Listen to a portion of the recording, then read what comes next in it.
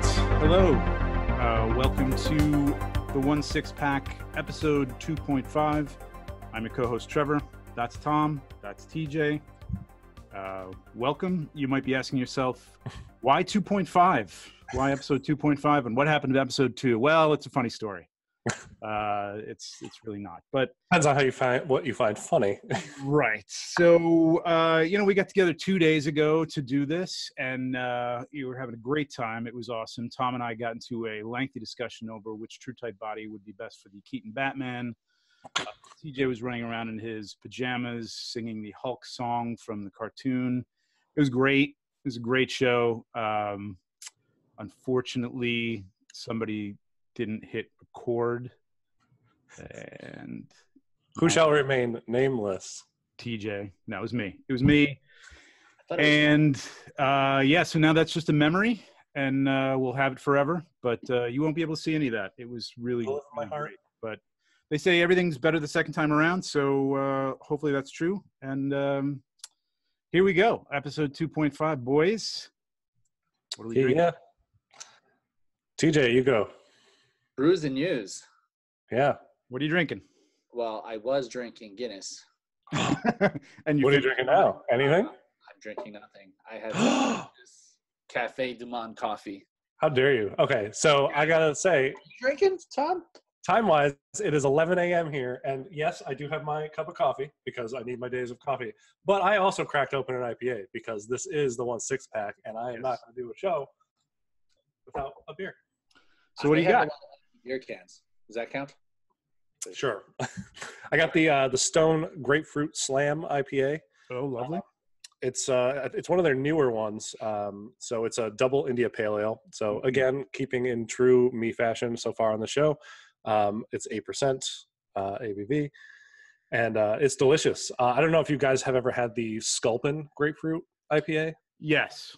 Okay, so that is a mild version of what Stone did with this, because this is a double where the Sculpin is a single IPA. Yep. And it's really rich in flavor, and it has a good acidic back end from the grapefruit that really blends together nicely. Because sometimes double IPAs can be a little too much, or I like triple IPAs, so I wouldn't want to describe an IPA as too much. Yeah. Give me all those hops. On the hops, like that much hops. That's a little too much for me. But it's nice that it's a grapefruit. And it's a little bit of a breakfast beer, so that's nice. Exactly. So, drinking beer at 11 a.m. on a Sunday, you kind of make specific choices for the rest of your day. So. You could pour that on the Fruity Pebbles, and that would be all right. That wouldn't be too bad. Delicious. That's just brunch. Yeah. Actually, yeah. In LA, boozy brunch is a major thing. Probably same thing in New York. So I guess I'm keeping with that as well, and I'm drinking something that I picked up.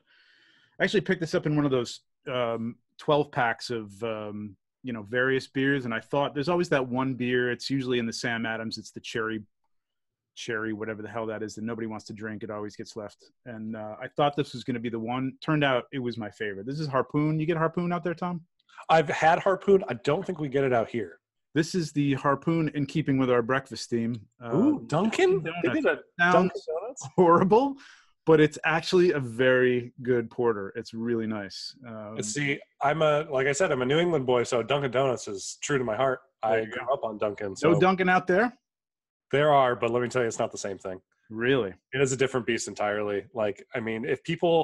I've heard people complain that Dunkin' Donuts is watered down. And let me tell you, the closer you get to the origin store in Massachusetts, the richer their coffee seems to be. And I feel like where I am in Los Angeles is the furthest away from that. So it basically tastes like dirty water, and it is not good. Yeah, I probably wouldn't, if I was living in Los Angeles, I probably wouldn't be drinking Dunkin' Donuts either. I don't know. Yeah. But the smell, I don't know how they capture it, but the smell still brings me back to my childhood. Like when I open up like a box of donuts from Dunkin' Donuts or the coffee or something like that. I don't know why. The donuts are great. Yeah. Probably a little too much kale in them out there, but yes. All right. So we're going to be doing brews and news. We've done the brews. We're going to get to the news. We're also going to be doing a segment called Missing Inaction Figures, which will be talking about figures that we would like to see made. Most of them probably won't be, but it's something that we'd like to see done. And that should be interesting, and we'll have a special guest on for that as well as for the discussion. this week, which will be Culling Your Collection. And this is something I was thinking about over the weekend myself. So, and I know we were talking about this last time. We're going to say that a lot. What we said last time, like, remember I think we said this, or I think we talked about that, or didn't you say? So you'll know why now, but it's going to come up, I guarantee you, often. All right, so let's move on with the news. Now, I did mix this up, guys, just a little bit to keep it fresh. Keep it spicy. Just a little bit. So we're starting with, I don't even know. Mr. Sulu. I thought I'd get this out of the way. So starting straight with the shameless promotion of your own focus. Shameless self-promotion. That's why I figured I'd get it out of the way, because it's just like leaving it for the end is. So Quantum Mechanics, I think he's up. You can sign up to find out when the pre-order is going on. They're being very cautious about stuff, which I kind of like, that they're not doing like everybody else. Like it's up for pre-order, and like Mezco, you don't see it for a year and a half. They're ready to go for the most part in the next month or so, and they're only taking pre-orders. Get a notification when the pre-order's up, which is basically it's ready to ship. Now, I don't know if we discussed this last time or not, but did we talk about the run size for these Star Trek figures of theirs? No, but it's part of something we're going to talk about. Toy Fair. I was at Toy Fair and I talked to them, and they are now sort of taking the tack that these are in production, but they're ready to go. Mm-hmm. So I think they're taking pre-orders and making a few hundred more, and that's it. So these are going to be pretty low. I mean, Star Trek, for better or for worse, it's not the most popular line anymore. The diehards, the old guys like me, we like Star Trek, but you kids, you're not really into it. Hey, this year at San Diego, my number one hunt, which I didn't find a single one of, was I was looking for the Mezco Star Trek 112 collective figures. Because that was right in the heat of me actually watching the original Star Trek for the very first time, and all I do was collect them all and take pictures out on the rocks and whatnot. I didn't find a single one. So really, yeah, I thought those would be fairly plentiful. What's funny is I feel like they went. I don't know what happened in the Star Trek universe, but I feel like they went dry for a while, and now I see them popping up everywhere again, because now I'm getting notifications on Amazon that they're available. Yeah, and places like that. But I'm not in the middle of watching it anymore, so my kind of like need for them right now has died. But the 1/6 ones look. Yeah, this one is especially incredible, and I guess what they told me is that they reworked the sculpt just a little bit, even since I shot this, because this was a prototype, and I thought this looked excellent. So it's even better. It does look great. And I do remember seeing in this particular picture, because I know we talked about this, they're not doing the heads separate from the necks. Which is, so we talked about that before. Not a fan of this, and we all talked about how, as photographers, I mean, just for posing, nobody does this, nobody does that, nobody does this when they're looking up, and it is kind of a pain to pose them. Luckily, Star Trek for this stuff, they're not big time action scenes, but it would be cool to just have them doing some of those things. Of course. So it's a bit of a problem. I don't love it. I get why they do it. People like to put these on the shelf in a museum pose, and they're done, and they like the seamless look of it. I do not care for it. Yeah, same. I was taking pictures of my Civil War Captain America yesterday, and I completely had forgotten that the neck head is just one piece. Right. And I was really trying to get him to like look up, but tilting the entire column back, it just made it look like a weird giraffe look. Yeah, it destroys it. It's just it's very awkward, and I don't know why more people don't get that. Like when I like I said, like there's been like head sculpt runs, like alternate head sculpts or whatever for a custom or something like that, and if there's an option, people say, I want it necked, I want it necked, I want it necked. And I'm like, oh my God, you can't pose this thing with the neck. Yeah. But, how do you feel about the necks, TJ? No necks? It depends on the character. I am with Tom. Like, it does offer a great disadvantage when it's one piece. Yeah. Really depends on the character. So kind of jumping topics slightly. Do you know which figure's next from this Star Trek line? Should be Uhura, which Inigo Gil did the sculpt for, and looks really, really good. If you go onto sideshowcollectors.com, there's some pics of it up there. Now, would that be the last? Nice. What's that? Would that be the last character? Chekhov. Chekhov, yes. yeah. Coming, and everybody's like, "Where's Chekhov? Where's Chekhov?" And he's coming. He's on his way, and then I don't know, the guy Nanjin Tam. I don't want to like going off a tangent, but he's kind of a guy. I don't know if we can get him on here at some point, but he started like custom Star Trek figures like years and years ago, and did some remember those. Is work. this how they started? Yeah, and then he hooked up with Quantum Mechanics, and they actually put him in charge of creating these things. I don't know how it came about, but basically he's in China. He's in charge of putting these things together and picking the materials and the pieces, and in charge of everybody painting them and things. So it's a labor of love for him to some degree, and he wants everything. He's constantly coming out with like, I want the Ceremony Spock. I want, the Wrath of Khan, Nurse Chapel. It's just like it's never going to happen. But it's his dream to get everything out there. So see what the market can bear. But if it had the mind share that it once had, I feel like you would be getting those characters. It's just it is an older series of an older series, which we're already in the middle of reboot movies of the series. Correct. So. Right. Yeah, I think we may get some, something like a Nurse Chapel or something like that. But Scotty sold really well, and every place I've posted some of these pics, people are kind of like really excited about it. So we'll see. Well, they're great. They're great photographs. Not to toot your horn, but they are. They're amazing. I had a question actually, looking at this one photo. Yep. Whatever. But the ankle joint on those, it looks like there's a boot, but you can still move the ankle. There's enough ankle movement in it. I don't know if it's a separate piece, but you can. It's a flexible boot. It's not that solid. So you can get. Actually, I have Scotty right here. Let me see. Because that's one of the things the Hot Toys is doing recently is they're separating the bottom part. That's great.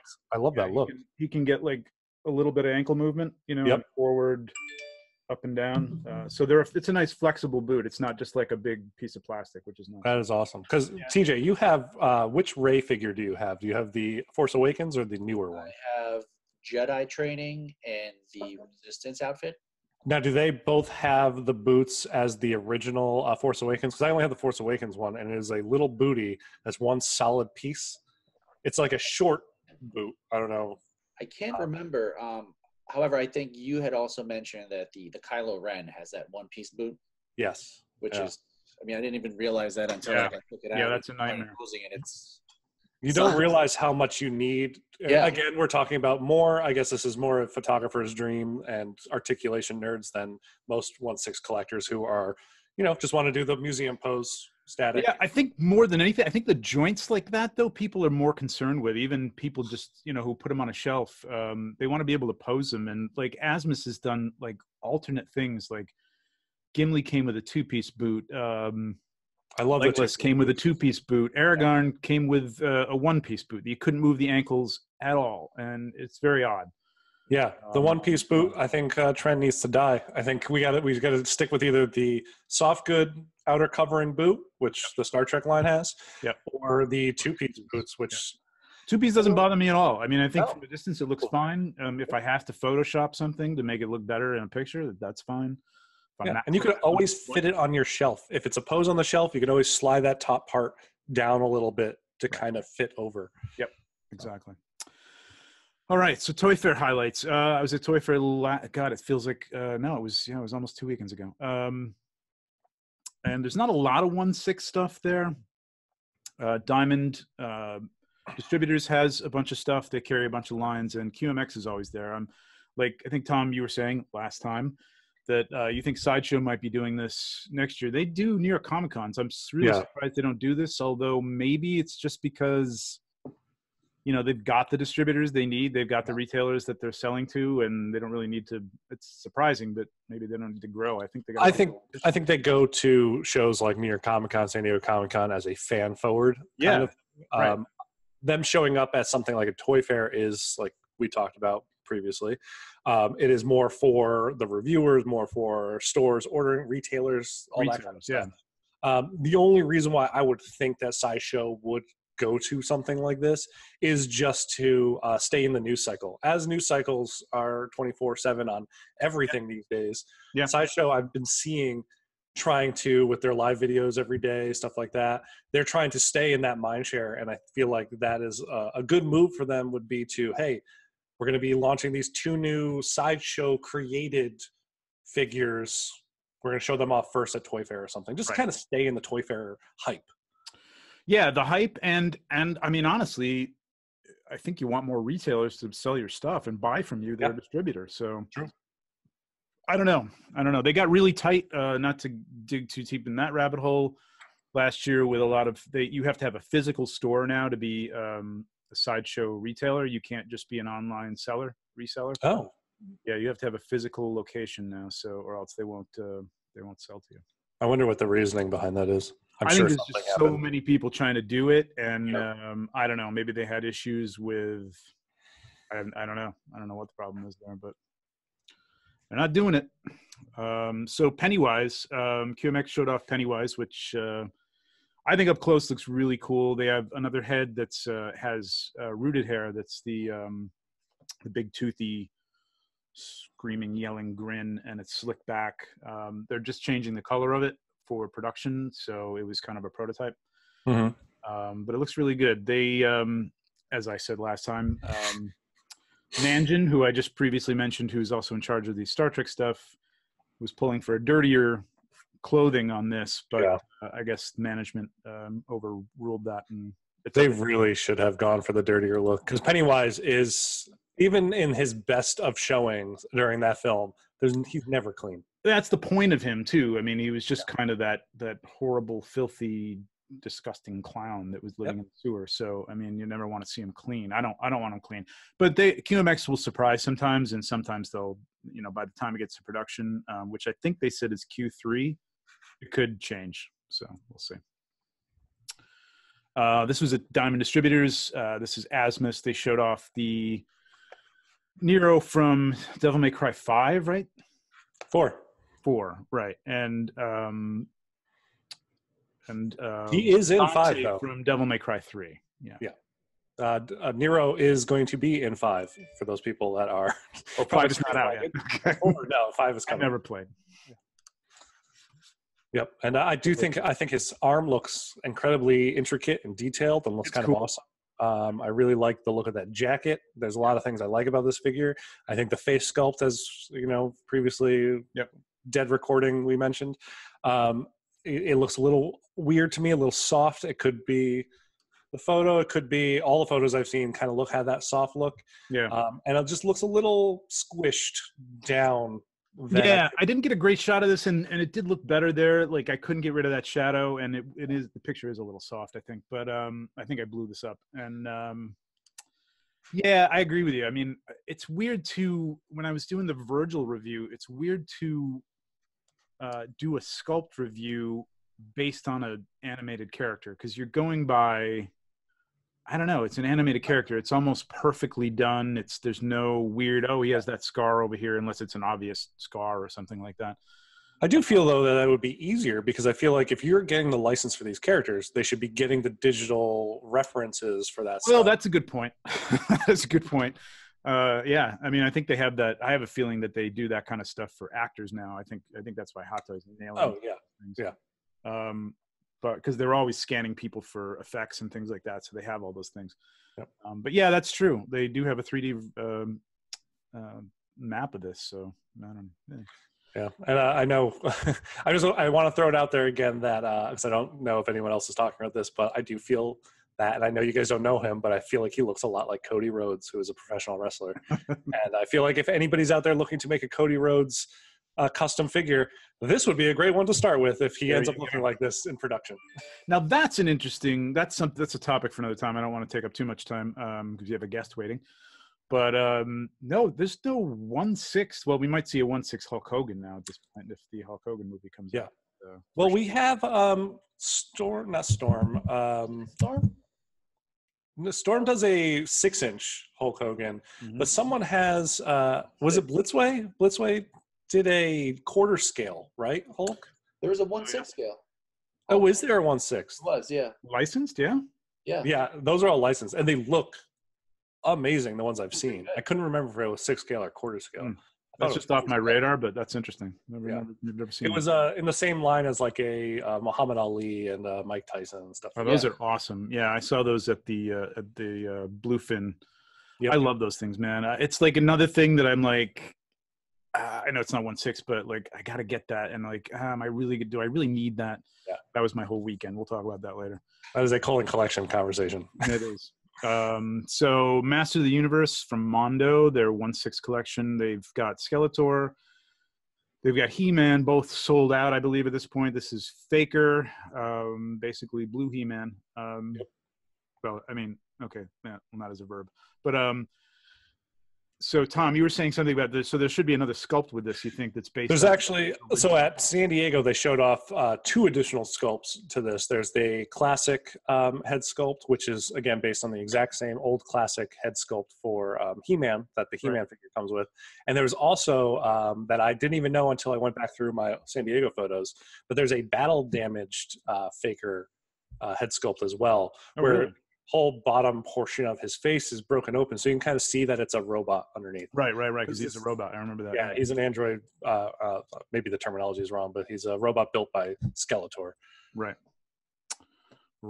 And then I'm going to pop a picture of this in post because Tom just sent me the Merman that I didn't even know was out there. That's not released. That was a prototype, right? No, that was a prototype shown at San Diego. And funny enough, at Designer Con, they brought, because Mondo was there because their poster offerings, and they had a case where they actually had Merman in there, and they had all the alternate heads for Merman as well, and those look fantastic. But nice. The version that I took a picture of in San Diego was one of my favorite sculpts of these figures. I think he looks just phenomenal, and if he ends up looking like that in production, I would be very tempted to pick him up. Cool. Yeah, they look amazing. I'm not a big Master of the Universe fan, but I love the animated Batman series ones that they put out. Yep. I don't know what the range of motion that they have. I got to look up a review on one of these things because I don't know much about them, but they look really cool.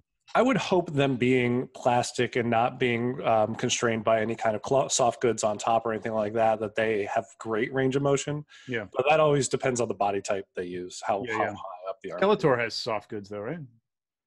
He has a cape that you can take on and off, I believe, but there's nothing. I mean, they're all naked bodies with just like a loincloth, pretty much. Right. Saturday morning cartoons in the 80s, kids. Carl Grimes, I think this is production. I don't know. It looks really good, but as I said the last time, 3.0 tends to show some great looking prototypes, and then when you get it in hand, you're like, wah wah. Probably about 40% of the time, it's not as good. But this looks really good. I like this. And the problem with this line is, Carl's off the show now, and they've got so many characters that they're coming out with. I think they released Glenn like last year after he was off the show. It's like, it's a way to kill your sales. You know what I mean? Like, yeah. But I mean, that happens a lot with, if you want to go into that conversation, that is anytime Hot Toys or any person that's doing figures based on a movie, they show the pre-orders around the time of the movie, but by the time you get that figure, that movie you already have it on Blu-ray. It's a forgotten memory. It's in the background. Yeah, for sure. At least with the Marvel stuff, it's like, okay, I'm finally getting the Age of Ultron Captain America, and the movie's been out of the theater for 6 months or 7 months or whatever, or a year. But Carl's off the show now. Like Glenn's, spoiler, off the show now. So it's like, I did not know Carl was off the show. I thought that Carl was still going to be on the show. Talk about spoiler alert. Not that I'm going to go back and watch it. I can't help the time. Like if it's past 3 months, it's over. Like, no, that's fine. I was done with the Walking Dead TV show a long time ago. Oh, okay. We'll have to talk about that another time. So the White Walker, also from 3.0, looks pretty good. These look really cool. I think I'm gonna have to pick this up. I do have a custom of the Night King, but I like this guy. I think I'm gonna have to grab it. Is this White Walker out already? I don't know if it's shipped yet. I haven't seen it anywhere shipped yet. I think you can still order it, so I don't know. Well, TJ, why did you ask that? Have you been seeing people? I've seen one or two pictures post their Game of Thrones collection, and the White Walker was already in the background. Are you sure it's this White Walker and not that custom? No, it's this one. Night King. Okay. Yeah. Maybe it is. Maybe it just came out. I don't know. I feel like, to TJ's point, I feel like just recently, like this weekend, I've been seeing pictures. Yeah. This guy. I don't know if it's this exact same sculpt. It could very well be. I mean, this guy, he's been up for pre-order for a while. I'll be surprised. I keep like going there and I look at it and I go, yeah, I got to pick him up. And I just don't do it. I don't pull the trigger. And it's another show that, like, I love the books. It's another show that's like, it's going to be over. And I just, like, how deep do I want to get into this?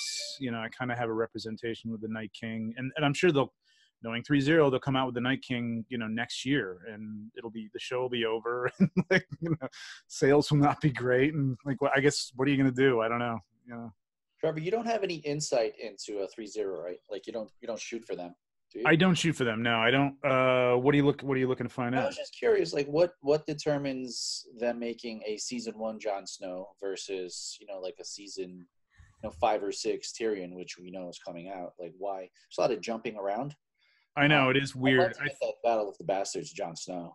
Do you think it has a lot to do with just definitive versions of characters? It's like most people's mind's eye goes to season 1 Jon Snow versus later. I think there will be a Battle of the Bastards Jon Snow, only because I think it'll sell well. I think that's why they did Tyrion. Tyrion was going on the aftermarket, the first one, for like $500, $600, $700. So, which is crazy. So I think that's why they did another one, because they thought it would sell well, because people want that represented, and you couldn't touch the original one. So it's the same thing with Jon Snow at this point. You can't really.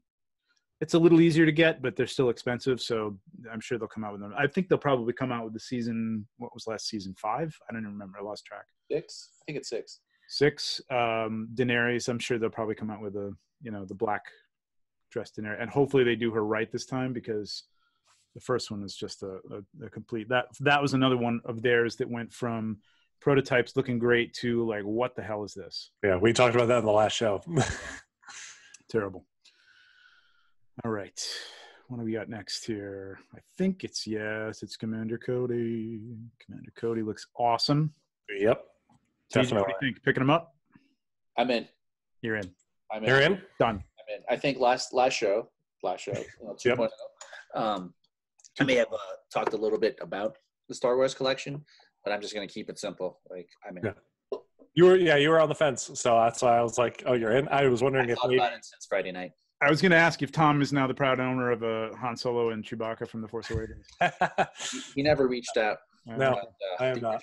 Either. Okay. I'm holding off for Empire Strikes Back. I mean, I think that'd be the classic Star Wars line. I'm gonna go. So you're gonna thin. Well, at first we were talking. I thought it was the A New Hope Han Solo and Chewie, but it's the Force Awakens Han Solo and Chewie. So are you thinning?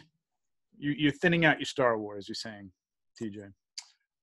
Very, very close to it. Like, if I don't shoot them for many, many months, I think I should just sell them. Okay, but you're gonna make room for prequel stuff. Prequel stuff, Marvel stuff I buy after I look at other people's pictures and might be drinking. I mean, this just looks cool as hell. I mean, I'm not a prequel person. They're enjoyable. They're just not my favorite, obviously. And but damn it, this looks cool. Well, you guys have way too much credit by saying that they're enjoyable. Personally, all right, I was trying to be diplomatic. I won't. I hate those movies. One of them is enjoyable. The other two are tolerable. One was passable. One is tolerable. The other one I can't even watch. But yeah, this figure looks. As against the prequels as I am, I do have Darth Maul on order because I love that character. I think more because of what they've done with that character since. Oh yeah.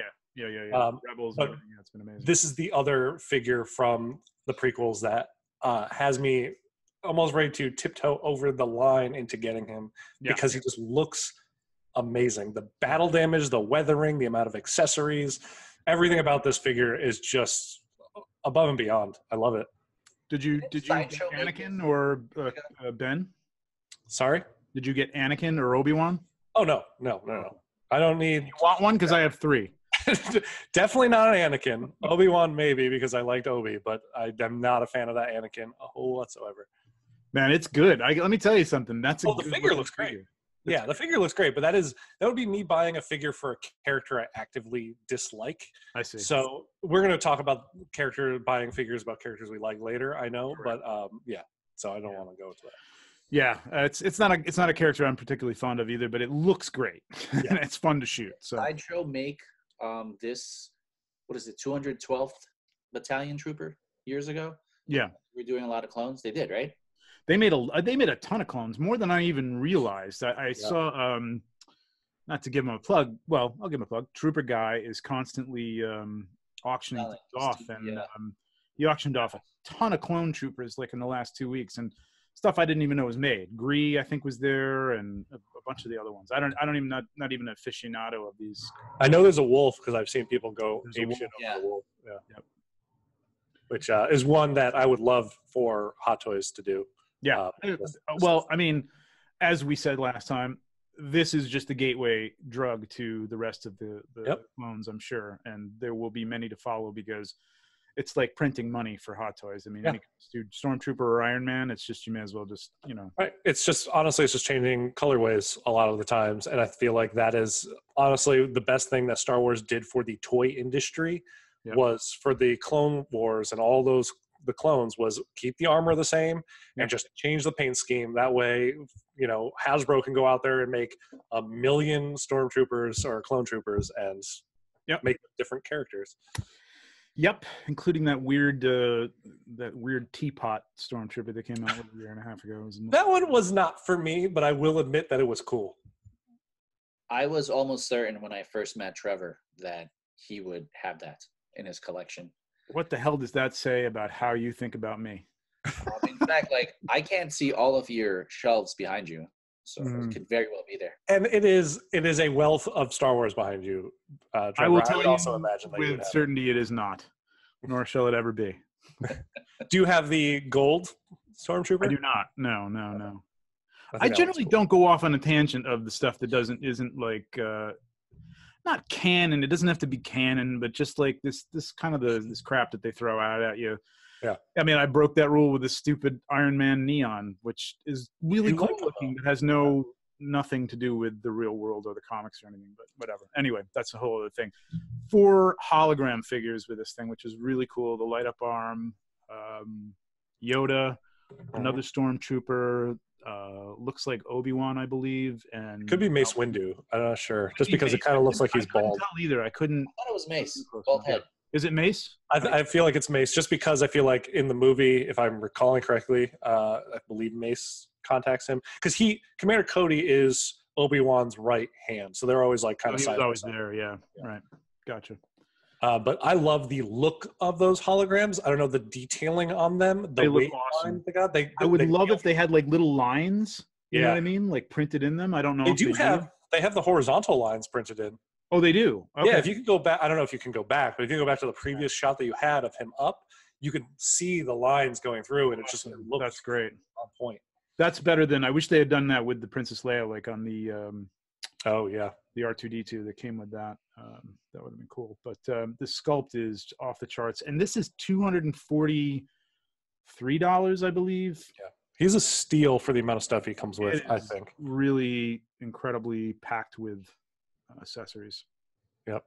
And so now, what is the technical name of that trooper behind him? Yeah. Okay. Exactly. Yeah, I had no idea. But he was also at San Diego. They showed off that trooper. Yeah, and Sideshow had made him as well. I know there was a Sideshow version of him or one of his ilk. I always think that it's bold of Hot Toys to show off the second figure in these photos because it always is. No, this is what's coming.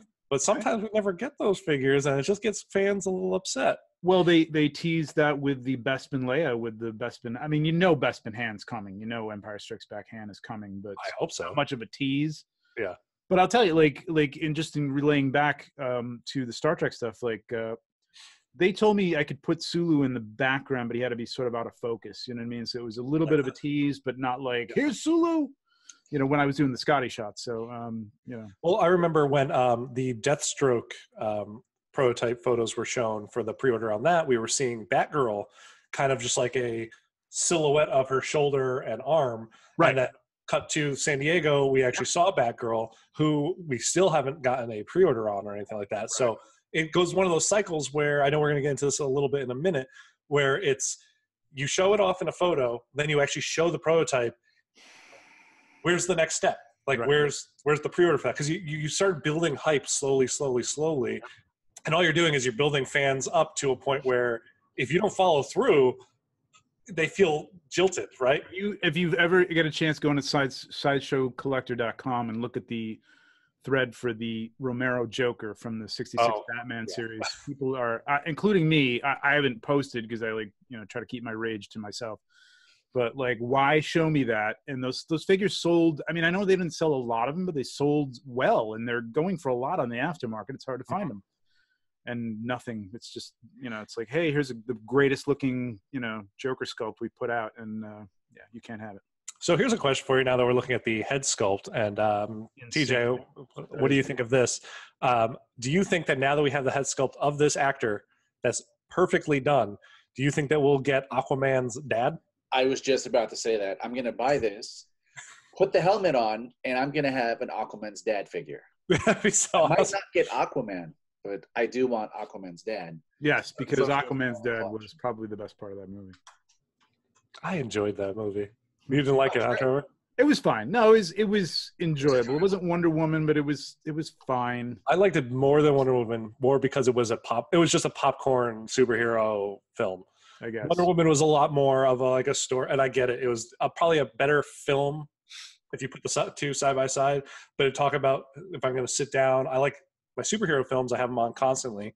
I had both Guardians of the Galaxies on all day yesterday, just because I like big things happening to kind of like look up. And Aquaman was one of those. It was Lord of the Rings inspired under the sea battles happening constantly while crazy visuals. So yeah. Cool. I think not to go too deep, but I think that's just one of those. I don't know. It's contemporary movies, man. It's not because I like a lot of action. It's just like focus on something. Give me something to focus on. There's a lot going on. It's cool to like find the Easter eggs later on and stuff, but as long as it doesn't detract from the story and take over for the story. Personally, I'd rather have Aquaman's mom as a figure than Aquaman's dad, but that's me. But yeah, there'll be a lot of kit bashing of Aquaman's dad. Yeah. Do you know who did the sculpt on Cody? I don't. I know. I follow the painter because it wasn't J.C. Hung that did. It wasn't J.C. Hung? No, it was one of his proteges. Proteges. Thank you. That was exactly the word I was looking for. And she did a phenomenal job on the paint on this. I just want whoever did the Black Panther unmasked sculpt to stay away from this one. That's all I want. K.A. Kim isn't doing any work for Sideshow anymore, or for Hot Toys. Not for Hot Toys, no. Unfortunately not. I don't know why. I wonder if there's like a falling out or something, but I don't know. Yeah, I can't figure it out. I mean, she's amazing. Her work is just yeah, we're gonna have to talk about her and stuff like that on another show for sure. But that's actually a good topic. Yeah. I would love to do an unsung heroes of the people who create our figures segment for sure. That would be great. And talk about that whole fiasco that she got. Yeah, we don't go into that now. Molecule aided. Yeah. And just quickly, since we're going long here again, Gandalf we talked about last week. We talked about TJ. You didn't pick up the first Gandalf, and no, I wasn't overly impressed with the first Gandalf. It's not a great sculpt, and it's got some body issues too. The ankles are a little weak, but I mean those can be fixed. But the sculpt is the sculpt, and the sculpted beard just doesn't work for me. I mean, a figure like this, but they have improved vastly from that figure in a year and a half, 2 years, to Gimli and Thorin, which is amazing. So if they can do the magic on this one that they did on that with the rooted beard, it's going to be killer. And this looks incredible. This is by a sculptor called Shand, I think it's Shand, who's been doing most of their stuff. And I think we talked about this last time. He actually did Bilbo. And if you look at the my review of Bilbo, I didn't like the hair on it, but his original sculpt of the hair, which I think was just closer to the head, looks incredible. I mean, it looks amazing, and he did the paint on it and everything. So I actually found my photos of the unpainted prototype of that hair sculpt yesterday, and it looks so incredible. Good. Yeah, it's dead nuts on. I mean, it's a great sculpt, And I said as much. I think just the hair just took away from it when they finally, separated. I remember thinking that when I saw that unpainted prototype, that I was like, wow, I think I'm going to be all in on the Hobbit figures because this looks amazing. Thorin looks amazing. Yeah.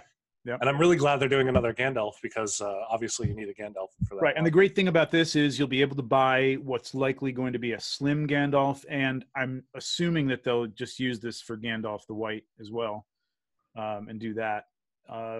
But you'll also be able to buy just the sculpt. And we touched a little bit on this. As soon as Hot Toys 3.0 et al. Get the, the guts, the balls, the whatever, the idea to release separate sculpts and sell them for 50, 60, 70 bucks, I'm in. And same here. Without fail, I would buy pretty much if I have the figure, if they did a second sculpt, an accessory pack, maybe like extra guns, extra whatever, I am 100% in. Absolutely. I mean, I spent talking about accessory packs. Hot Toys did the Iron Man Mark 50 accessory pack, and that was the cost of a figure. And I bought it because I want a complete figure. I have the Mark 50 coming, and so I'm like, well, I'm not going to buy that Mark 50 and not get the extra accessories. I think it's a no-brainer for them to add a little extra incentive for people to buy figures by coming out with these accessories. Yeah. TJ, you buy into that? I mean, you'll buy the Gandalf, but have you bought any of the Asmus extra slims or the heads or anything for the Hobbit? I'm really behind. So I bought Aomer and Bilbo were the last ones I bought. Okay. I think I got on pre-order. I bought Aragorn Slim because that's all I could find. Yeah. I got Legolas from Amazon. Legolas I thought looked great. The Slim Aragorn. This is great. I'm hoping that, and I would say I'm 98% positive that they'll do the same treatment on that they're doing here. Yeah, I think that would be definitely worth it. Release a rooted hair version, because they said early on, everybody was like, why didn't you do the hair as rooted hair? And they said they just couldn't do the braids. And then they did Gimli. Later, they came out with, braids for Gimli's beard. So, it looked incredible. So, I just put this quickly over the top of Sir Ian's face here, which it looks amazing, and that is Shand, the sculptor. I don't know if this is a prototype or something he put together. I think he paints them as well for them. He gives them the prototype paints. This looks insane. I would think that's the actor, honestly.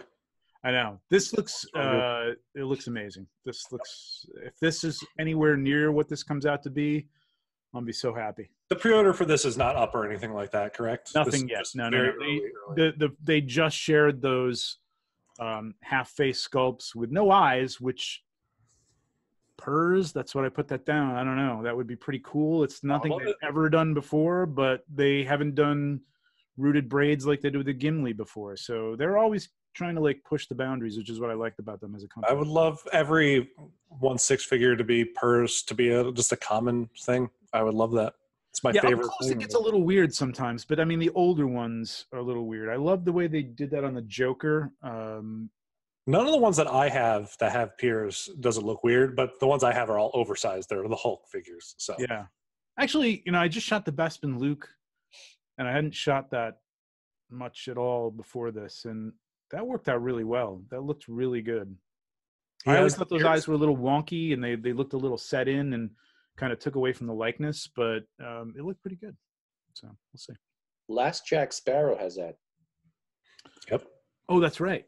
That's right. I didn't. That's one I'm kind of kicking myself for not getting. I'm just not a fan, and if I don't, all right, we'll save that for the conversation about calling your. If you're gonna say you're not a fan of the Pirates movies, I would agree with you. Yeah, I'm not. Again, they're enjoyable, but it's not like, oh my god, I gotta have Captain Jack Sparrow. But I like the first one enough. Figure, man. Yeah. Such a cool looking figure. Incredible detail. Beautiful. Yeah, he's cool. All right, moving on from the news, we're going to get on to our next segment here, which again is missing inaction figures. Figures that, like the Joker, they've teased, but we haven't seen made, if that's something you wanted, or what we're really doing here is stuff that we haven't even seen in prototype version or any other version that we'd like to see made. And for this segment, we are going to bring in our guest. Troubles. Oh, there she is. There she Hi, is. guys. Hey, Sabrina.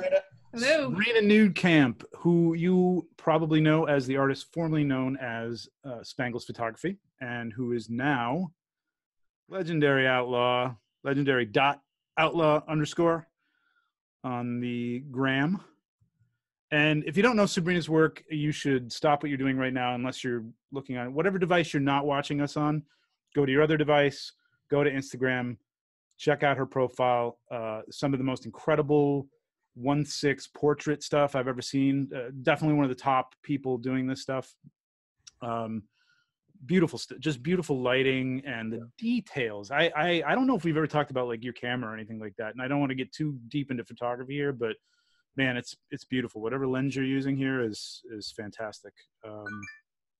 Yeah, like look at this. It's just so clean and perfect. The greatest Star-Lord. Yeah. We're going to get into this. The greatest Star-Lord available today, and you can't get it because it's a custom anyway. So, yeah, incredible. Thank you. And who did this work, Sabrina? That is Shane Poole's work. Shane Poole's hair. That hair is just perfect. How much do you have to style that? I mean, now that it's there, is it pretty much in place? I have to hairspray it every once in a while, but other than that, it's fine. Do you use actual just human grade hairspray? Yes. Yeah. And what do? Do you wet the hair first before you add that in? No? Not really. No, because Shane styled it so well that I can just touch it up a little bit. It's amazing. I'm trying to hair which is a weird verb, but a figure right now, and it's hard to do. B, styling it is just like, you really have to be like a miniature stylist. You have to tie the hair around to like a little, paintbrush to get it curled. It's incredible. These guys do. This is some of the best stuff I've ever seen. Pittsburgh. Are you from Pittsburgh? Yes, I am. Yeah, really? Pittsburgh, yes. Born and raised. Nice. What's it like there now? You got snow? You got rain? What do you got? It's about 50 right now, so not too bad. Oh, good. Storming a little bit. Yeah, we're getting the same thing up here. I'm Long Island. Collecting since 2008, and favorite figure, if you go to look at her profile. Well, actually, you're very diverse now, but it used to be a lot of Star-Lord. There was a lot. Yeah, well, I only had 6 figures for a little bit, so. True. Your collection has ebbed and flowed, though. You've had, you dipped your toes into a lot of different places. Oh, yeah. Oh, yeah. And I always love getting a chance to just see your take on figures. Even if you don't keep them, you always do like a set of them at the very least. I try, yeah. Them off again. And that's a cool thing to do, and we'll touch on that when we get into the discussion. Just the idea of, you take some beautiful shots like you do of a certain figure, and it's kind of like you still have that figure. You know what I mean? For me, sometimes I can look at the shot and I'm like, well, even if I sold the figure, I just sold something recently that I still have a few shots of that I really like, and I'm like, well, I still have that. It's not on the shelf, but I still have those pictures, and it looks great. That usually drives me to want to then hunt down that figure to then own it, because when I sit and look at older photographs of figures, I'm like, well, I could do this differently. I could do this better and stuff like that. So I'm like, now I need this figure just so I could do that. True. If it's an old figure, that's the truth. Yeah, that's true. Look at that shot. Yeah, that shot still blows me away. I've seen it a bunch, and I love it. Sorry, I didn't mean to go off that. I'll put it up on post. You're like, oh, Tom likes this. Let's move on. Let's go. Here goes Tom. You need that figure, Tom. I have the John Wick version, or if we're talking about Keanu, I have John Wick coming. Neo, I love the original Matrix movie, but he wasn't. I think because of the sequel and third movie, I didn't feel like I needed him. Sometimes sequels tend to do something to the memory of a character. But I did love the first Matrix movie a lot. Yeah, me too. TJ, you have him coming, or you have? No, I got it a little on the early side, and I loved it. Oh, that's right. You did the Hong Kong thing for him, right? I got distracted by so many other figures afterwards. It's in the display case. Sabrina, did you get your Full Metal glasses yet? I did not. Still planning to? Doggy Doc is making some right now, so I'm gonna wait and see how his turn out. Yeah. First. And I was gonna we don't want to go down the custom route too deeply, but we'll have Doggy Doc on sometimes too. He does some great stuff, and that's What's the name? Doggy Duck? Doggy Doc. His name's Andy. He's actually a veterinarian. Okay, that's awesome. He's an amazing artist. He taught himself 3D in what is that Google program? I had it. It's the free 3D program, and he does. I don't know. Maybe he's moved on from that, but he does some amazing stuff. And he put together a whole Forrest Gump set, which was just literally the whole book of Curious George was all printed and bound and everything. It was amazing. He does an incredible. And he should do the book of Cagliostros for the Doctor Strange, because apparently that one book alone is going for mint online. So he could clean up if he goes and does that. That's right. I thought that was a joke when I saw it on eBay for $200. Someone actually wrote to me out of the blue being like, hey, so you have the Doctor Strange figure. Would you be willing to sell your spell book? And I'm like, no, but it's not cute of you to think so. All right. So let's get going on this missing in action thing. And Sabrina is up first. And to anybody who does follow her, this is not going to be a huge surprise. But it's an interesting character. This is Detective Loki from the movie Prisoners. Yes. And you actually have this in the works. I do. I Nice. do. I got the sculptor lined up, a couple accessories, clothing. So now, are you book are they putting gonna the go sculpt for? together? Am I? Are you? I mean, did you commission this? I did commission this. It's Wow. a single personal commission. Whoa! Wow. Yes. That is dedication. That is a Jake Gyllenhaal fan right there. Because I don't know if anybody here, TJ, you might have an inkling, and Tom, you're not into customs too much, right? No. And any in the audience, that is not an inexpensive proposition, and I'm not putting it out there to like embarrass you or anything, but getting a self-commissioned sculpt is that you definitely want that figure. So that could. Oh, for sure. What facial expression are you going for with the sculpt?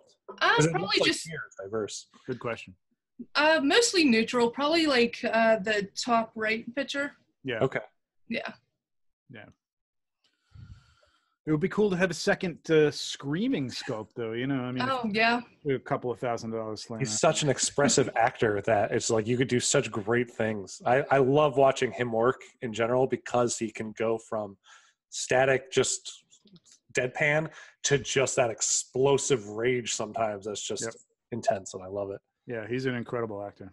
And we'll get into part of that later on in the discussion.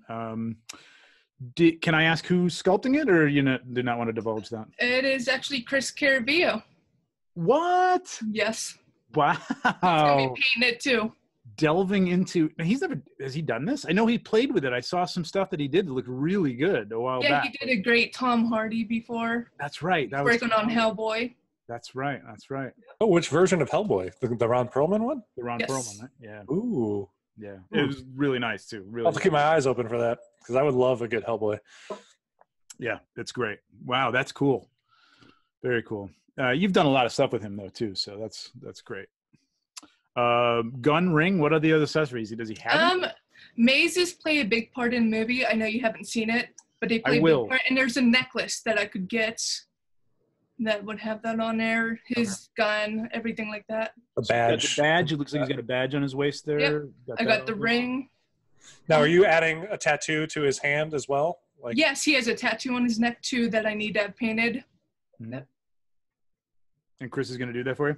Yes, Nice. Necked or not necked? with the neck. I prefer it, unlike you guys. Really? Yes. Wow. Interesting. You don't like seeing the seam, I take it, because you do like Yes. a lot of very portrait-y type looks. That's an interesting take, yeah.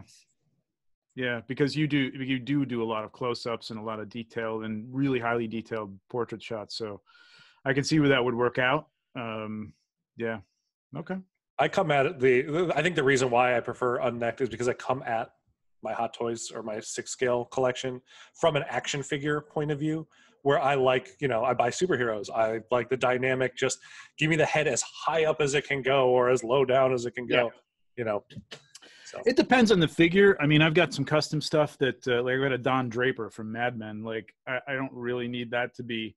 Yes, action correct. posed.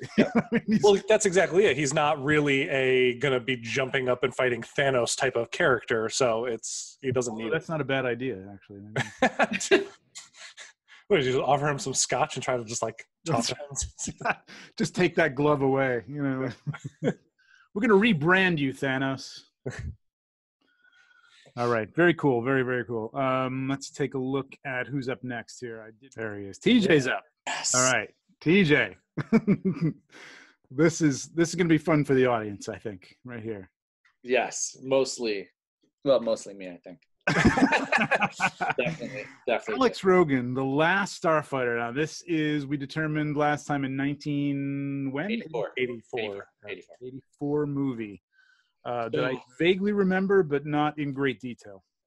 I was actually the other night after our conversation, I was going to message Tom and ask for his address. I was going to ship him this $8.99 Blu-ray. Really? You're asking about streaming. Yeah. He needs to enjoy this at home. With all the extras too, like all the behind the scenes and the, yeah. Hey, I would honestly, if it were put in front of me, I would 100% watch this movie. I did not watch it Friday night like we had discussed last Friday, but yeah, it looks. I love the style of his outfit. It looks like very 70s styled. Totally. Original Battlestar Galactica. Very much so. Yeah. Definitely taking some cues from Battlestar for sure. It's cool though. It would be cool. The helmet looks ridiculous up, but I'm sure it looks pretty cool down. He had it down for like 5 minutes. I think the last battle scene. Right. And TJ did admonish us all for not having seen this in quite a while. So, admonish is a strong word. I think made fun of.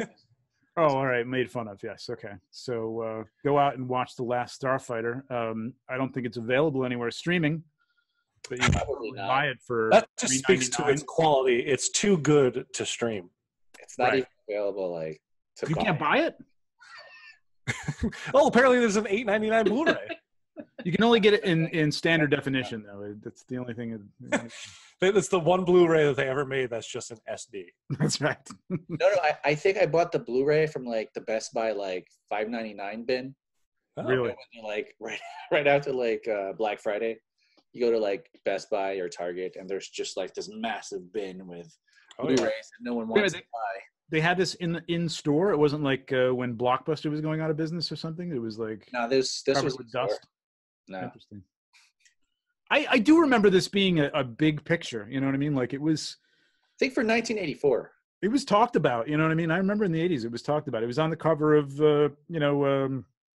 Starlog and all those things, and because people were desperate for the next Star Wars and everything. But I don't think this was quite the next Star Wars. But I remember it being interesting, cool. I'm gonna watch it again. I promise, TJ. I'm gonna watch it again. I would have loved the sequel. I'll just say that out now.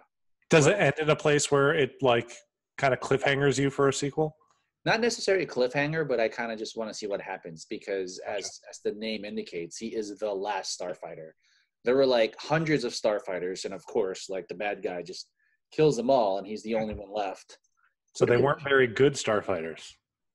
No, I guess they weren't good starfighters. Just like all the other Jedi. And they had to get the kid from the trailer park to be the last starfighter. He's from a trailer park? Yeah, he lived in a trailer park. It's like, they found a kid on a back planet and called Tatooine. Right. Exactly. I think Last Starfighter may have been one of my first science fiction movies, which probably why I still remember it so much. I think I saw this before I saw Star Wars. Okay. Wow. Yeah, that's always that movie. 2 days later. There's always that movie that sticks with you. Yeah. For me, in the same vein as this, I don't know if you guys remember this, but Flight of the Navigator was a big one for me when I was growing up. And not that I want a 6-scale figure of that anything from that movie, but in that same vein that this stuck with you, TJ, I feel like that movie sticks with me because it was a kind of a sci-fi-ish childhood. Yep. Childhood movies, Sabrina? Anything that that you don't have as a figure that you'd want as a figure that you saw? Does anything stick with you? And not really. Wasn't a very big movie watcher whenever I was younger. Really? Yeah. No cartoons? I'd never even seen Star Wars until a couple years ago. Wow. Did it blow your mind when you saw it, or were you like, oh, this is what the hype is all about? In between. Yeah. In between. I could see why people like it, but it didn't like impact me like it would others. It's hard going back to the older movies without the nostalgia factor. Because for me, Star Wars, when I watch it, it still brings me back to when I was like 5 years old with my older sister. We would sit there on the couch rewatching the VHS over and over to the point where the speeder scene in Return of the Jedi through Endor, that cuts out on our VHS because we had watched that one scene too much. So you burnt it out. Yeah, I saw it in the theater, so I'm old, and it was that. I mean, that you can't beat that connection. It was just, something when Darth Vader walks through the Tantive door, and you're just like blown away. TJ, with The Last Starfighter, specifically, because I know a lot of sci-fi stuff coming after Star Wars tried to introduce something to the genre. Was there something in The Last Starfighter that like stood out as a new thing for the genre? You know what? Now that I'm thinking about it many, many, many years later, not at all. It has a lot of similar themes. Like you said, there's this kid plucked out of some like backwater planet who has now the responsibility of saving the universe. I mean, like the spaceships, the outfits were very much like Battlestar Galactica. And I think Galactica came out in the 70s, right? Mm-hmm. So, you know what? Maybe it took a lot of those elements, but 79, 80, I think so. Something I enjoyed as a kid. It's just a fun movie. Cool. Yeah. So you know what? The next time we do this segment, I'll pick something better. No, I think this is really cool. I think it's actually even cooler that the fact that we can have this conversation and maybe introduce a new audience to a film that the three of us have not seen it, and it has a special place to you, TJ, which makes me actually want to see it. Right. But you know what? I did see many years ago a 1/6 custom of this. Did you really? Yeah. This is elaborate for a 1/6 custom. I mean, you either got to be doing this yourself or. I saw the sculpt and the helmet. I didn't see a full body though. Okay. The outfit would be the hardest part, I think, about this because it is so detailed. Yeah. You could probably make some of this stuff from some Star Wars pieces, the belt and things like that. Maybe I'll get this commissioned, but I want the facial expression in the bottom right. I'm going with that. As I said last time, was what my expression was when you told me this. Yeah, I think mine too. I was like, huh? Tom, correlate. Moving on. Oh. It is you. It is Tom. All right. And this is something I want myself. So let's take a look. Yeah, I picked I do have a top 2 that I would want ideally from. Trying to stretch it out, Tom. Got a lot of shows to fill. I know, but I do feel like if I get the collector, I do want his equal from another film. You can say his name. Okay, the Grandmaster. But anyway, yes, the collector would be, honestly, right after seeing Guardians of the Galaxy, and even before, because he shows up in the end credits scene of the second Thor movie, I wanted a figure of Benicio del Toro's collector. Because, first off, I feel like a head sculpt by like Hot Toys, because I have the Marvel license, doing Benicio del Toro would just be mind-blowingly phenomenal. He has such a unique face that just would be a joy to have on my shelf and to photograph. And the outfits that he wears in this, and when we saw him previously in the Thor movie, and then we got to see him again in Infinity War, are just so elaborate and so detailed. And you have the fur cloak that kind of goes on the back. You have all these like velour parts. You have the hanging chains. It's just there's so much little details on this figure that I feel like, or character that I feel like would make an amazing figure. Yeah, I mean, that hair would be amazing, and it's just he plays this character so well. It's like such a background character, and yet it's like I want to see an entire movie of the collector. I could go over that. Yeah, I mean, he's one of the few B roles in the Marvel Universe that's shown up in 3 movies so far. And granted, we don't know what happened to him in Infinity War, but he could easily show up again because he is one of the elders of the universe, which I did do a little bit more research on since our last conversation. Yeah, because more of them, because there's more of them. There's a ton, and funny enough, they are they kind of have been creating them as time goes on in the Marvel Universe as needed. Yeah. So you have the collector, you have the Grandmaster, and they're always, except for like 2 or 3, they're always the something. So there's like the gardener, like the like obliterator. It's like things like that. And funny enough, Ego, the living planet, who we saw in Guardians of the Galaxy Volume 2, says in one issue that he is an elder of the universe to the elders, and they didn't deny him. So he's kind of grandfathered in as an elder of the universe as well. So I would think he would be. I mean, I would think he would be. He was never a celestial in the comics like he claims to be in the movies. So I feel like in the damn movies, planet, how much more celestial can you get? Very true. So, yeah. But so I would just love an Elders of the Universe line from the cool. MCU, and I just think it would be amazing. Now Sabrina actually has a Benicio del Toro figure in the Sicario, right? Like you have that. Yeah. Could that translate? Could we actually customize that to this? Probably not. With some new hair, for sure. Yeah, well, he has facial hair on, so you'd have to shave that off. That's right. Yeah, that's right. Right. That's another killer. You got to, again, I'll reiterate, you got to check out her feed because she's got some incredibly beautiful customs and some customized figures, and we're going to get into that later. Yeah, some figures you won't see anywhere else. Very good. So, yeah, I think, Tom, this would be so cool because personally, I think Howard the Duck should be his own character. And I know we touched on this last time. There's going to be a cartoon that has something to do with Howard the Duck and some other characters. But the amount of accessories that he can come with is just innumerable because he collects parts from all over. We saw Tobias Funke from Arrested Development in one of his cases in Infinity War. So like you could put anything in those display cases, and just honestly give me an empty display case so I could put. Dude, oh my God. So for photography wise, how cool would that be? Just to have like him in front of like just walking by and have all this stuff, Han Solo's blaster or, it'd be perfect. How great would that be? And it'd be such a great nod because, with his guitar or something, that would be amazing. It's just, I feel like the options are endless. So that would be amazing. He's a dream. Yeah, so Adam Warlock's Cocoon is in Guardians of the Galaxy, right? They said when it first came out, people were saying, oh, well, it's totally his Cocoon because it looks like the Cocoon from the comics. But after seeing Volume 2, Guardians of the Galaxy, they made the Cocoon like a tech thing in the end credits scene of that. So that is its own separate thing. Oh, so okay. It's I didn't put that together. That's interesting. Yeah, this would be totally fun. And I can only see that if they do a movie that features him more prominently, that you might get this. But he has his own ride at Disneyland.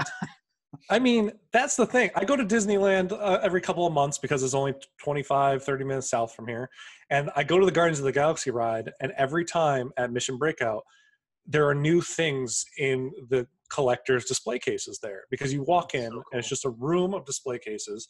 They're suspended from the ceiling. There's some on the floor. They're up on the walls. And they are constantly rotating what's in those collections. And it makes that ride, not only does the ride change every time you go, I feel like I think they have 5 different scenarios. Yeah.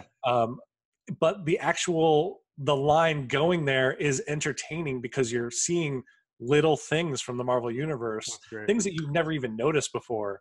And the fact that you change that up, because I've been to Universal and stuff, and it's like, you've been to the ride once, you've seen everything, they try to make the line very interesting, but to change it up and actually make it interesting and different every time you go in there is pretty cool. Yeah, the first time I went in one of the display cases was a Ultron half robot from Age of Ultron.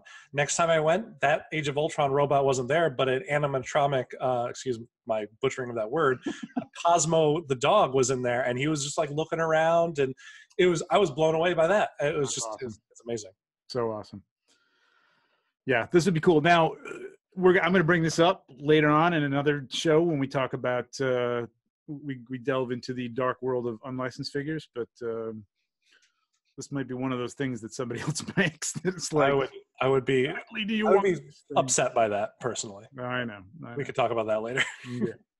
All right, here's my weirdness. I want this figure. I love this movie. This might be another movie. It's not Last Starfighter. It's not even that what's the word I'm looking for? Deep or unknown, but I love this movie. And I so want Bill Murray as Carl Spackler, the greenskeeper from Caddyshack. So much so that one of these days when I get a little flush or sell some stuff, I'm probably going to go Sabrina's route and commission somebody to do this because I just got to have it on the shelf. Probably one of the simplest things clothing wise. I don't need Yunsel to make this for sure.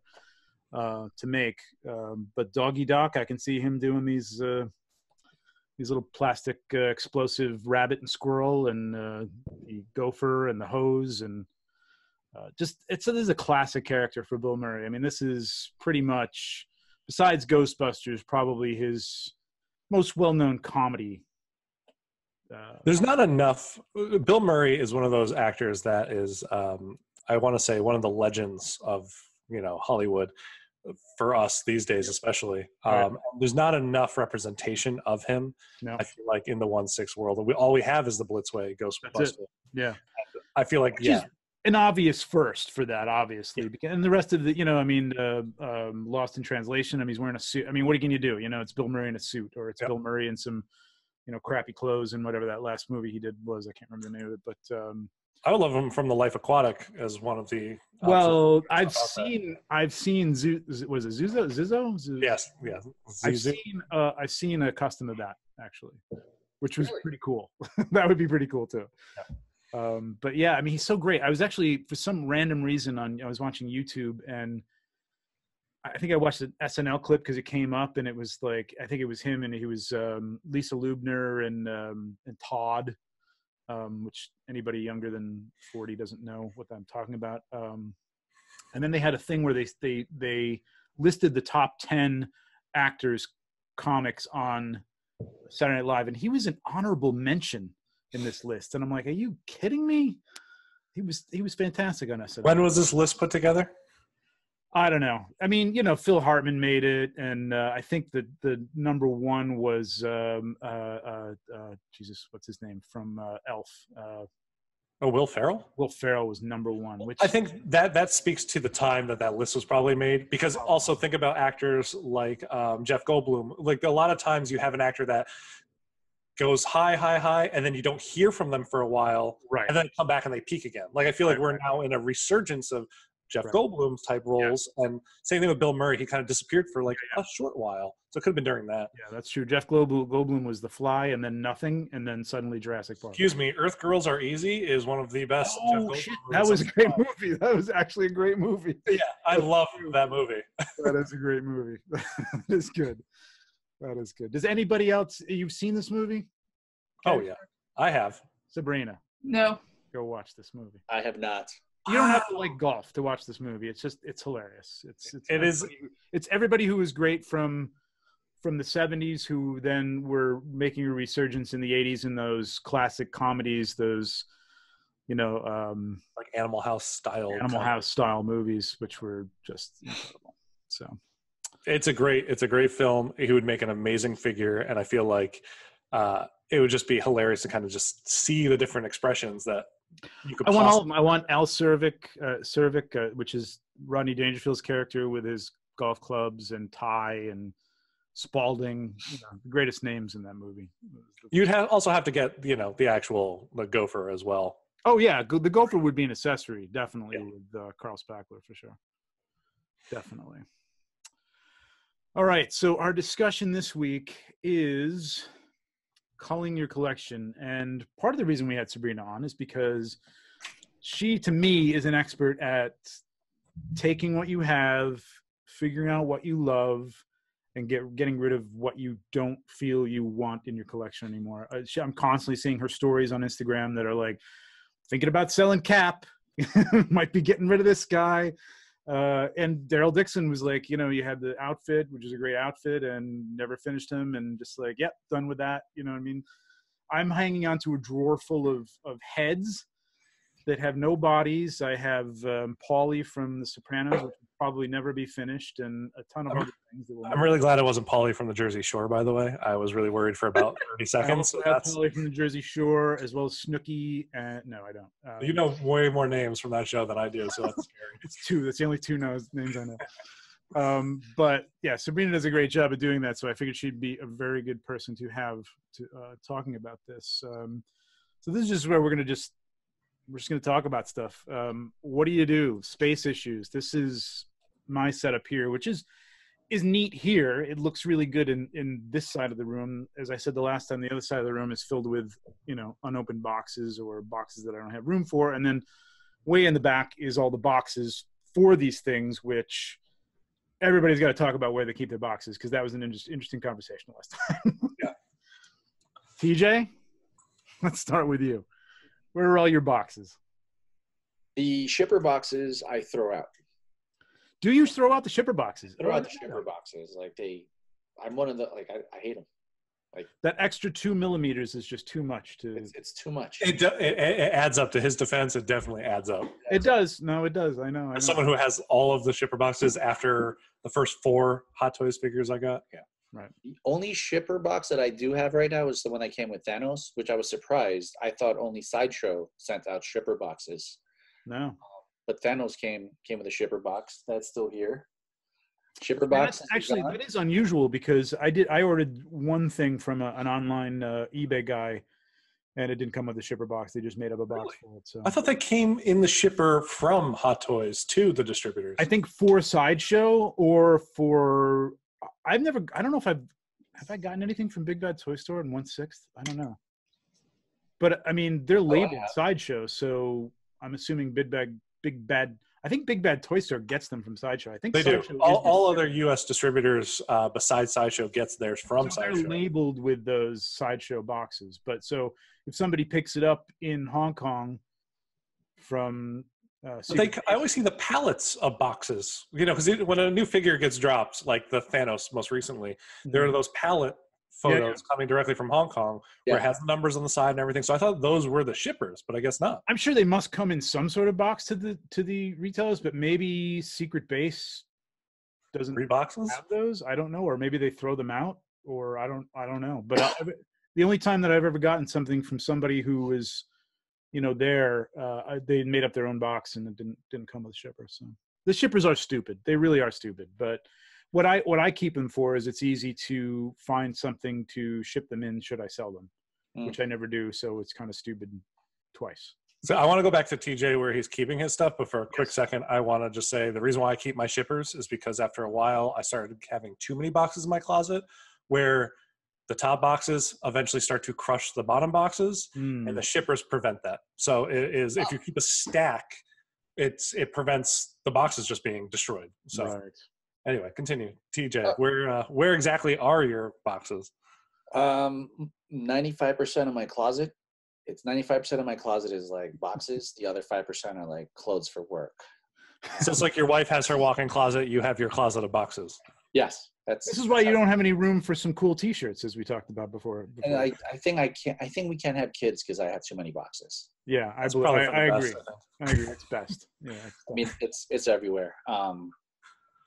And I don't really have any plans to do anything about it except reorganize some of the closets. Well, or move.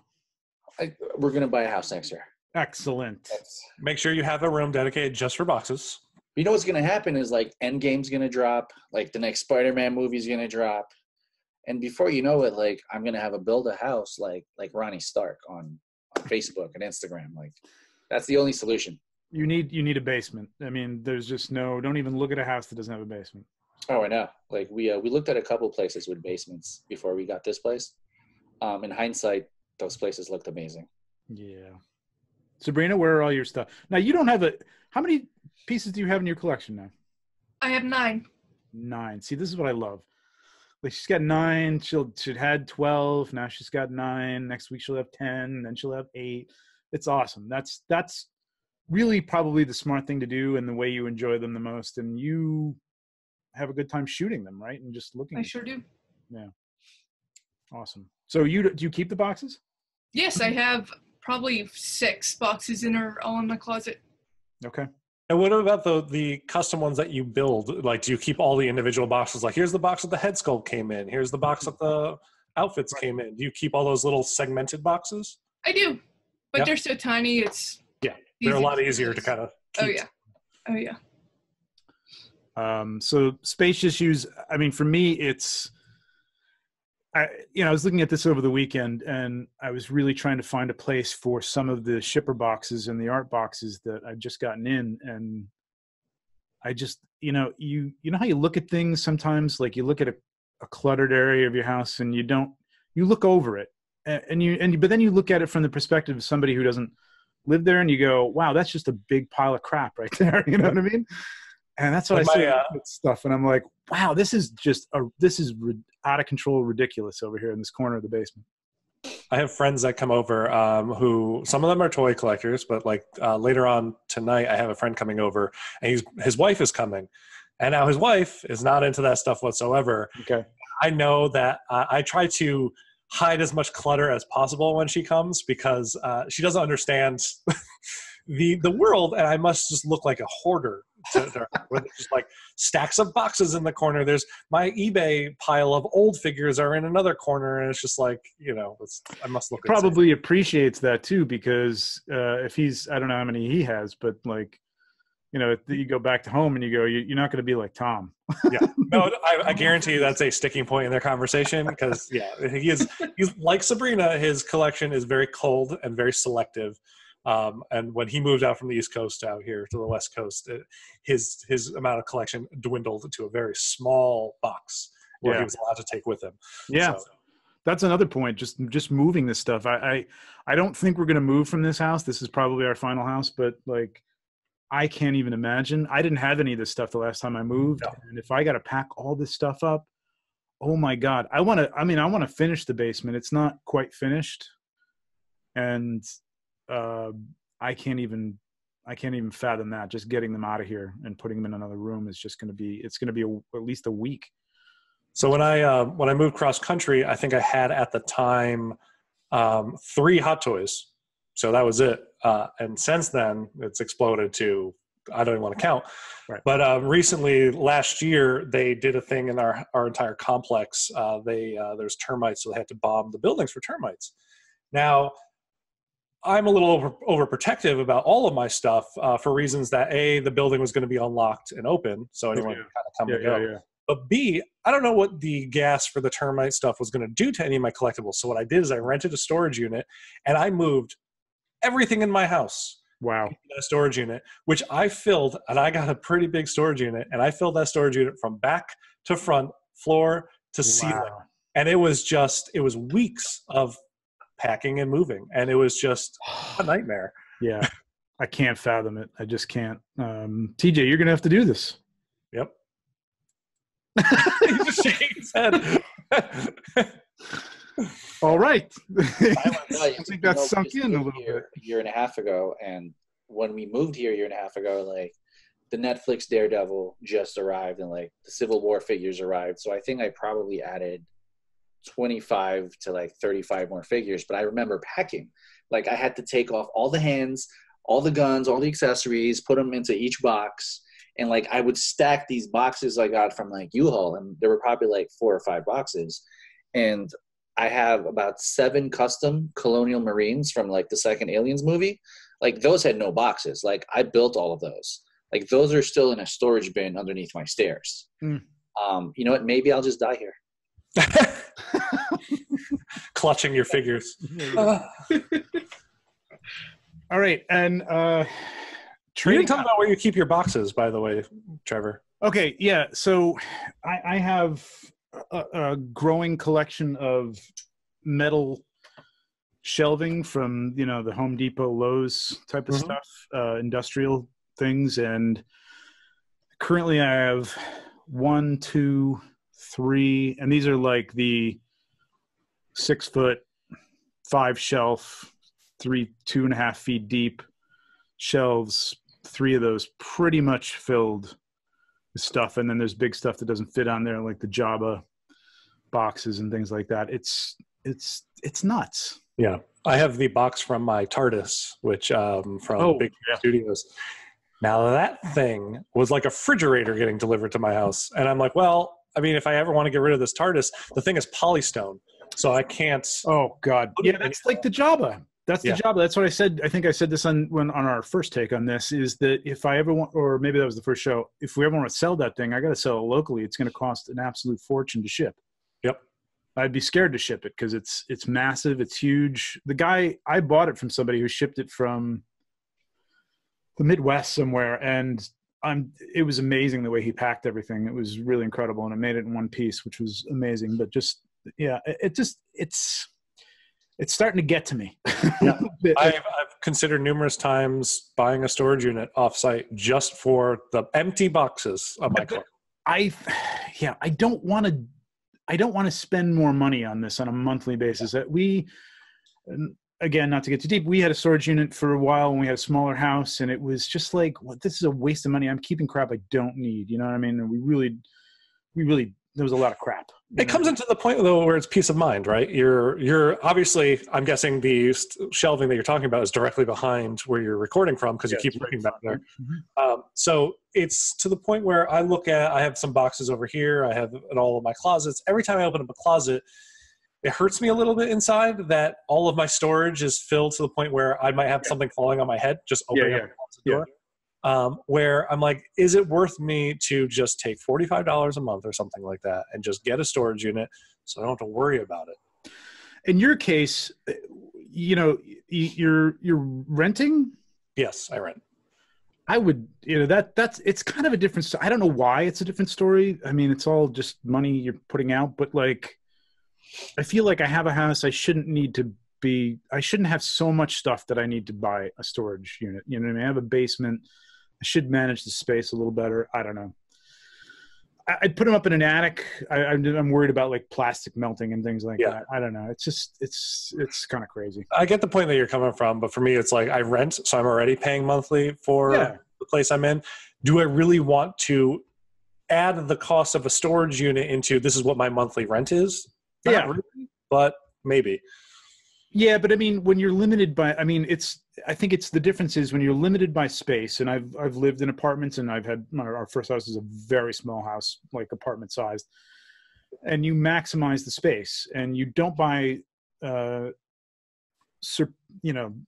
you don't need, that because you know it's going to take up space, and but once you have something that's like, okay, this should be enough for everything that I have.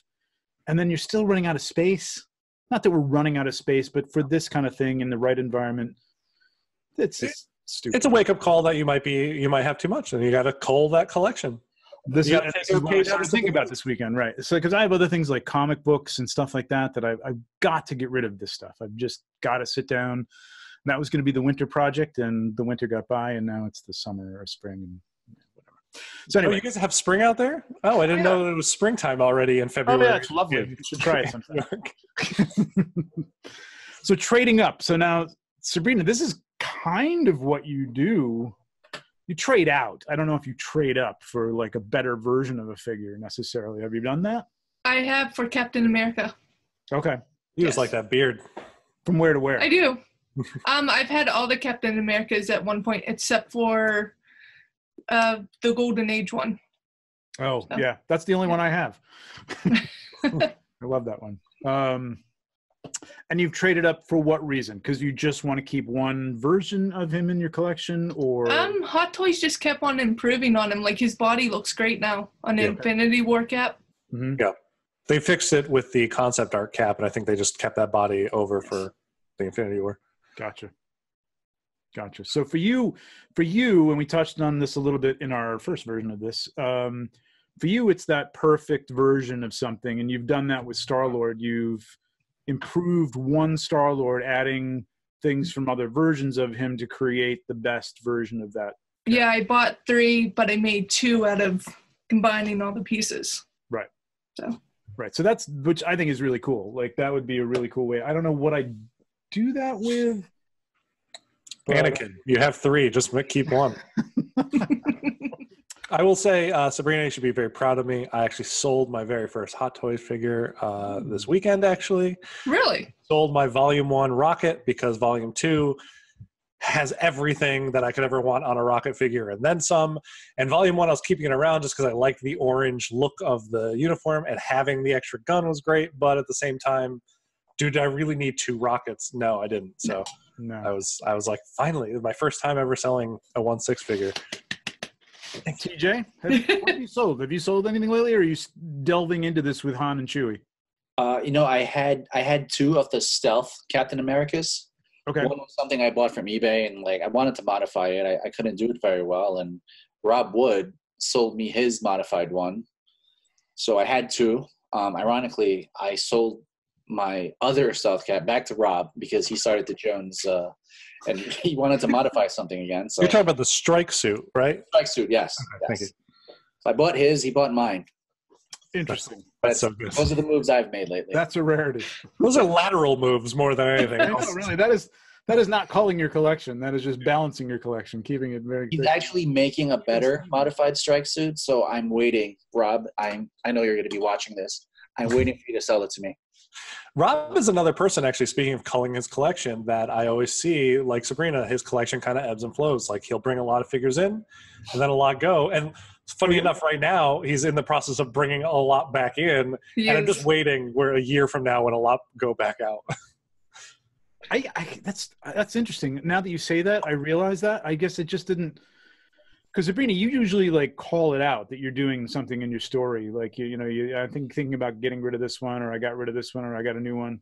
I don't see that with Rob's stories as much, but yeah, I mean, I know what you're saying, because like in his images and stuff he posts, as it is, there's a lot of new stuff. And yeah, we talk about it a bunch because he sells a lot of his figures there in the UK, and I thought about maybe buying them here, but for me, I have a very fixed price point, and it would just be the shipping alone. Shipping is killer. It's so ridiculous. Yeah, that's the killer. So, are you collecting what you like? Whoops, let me just go back there a little bit.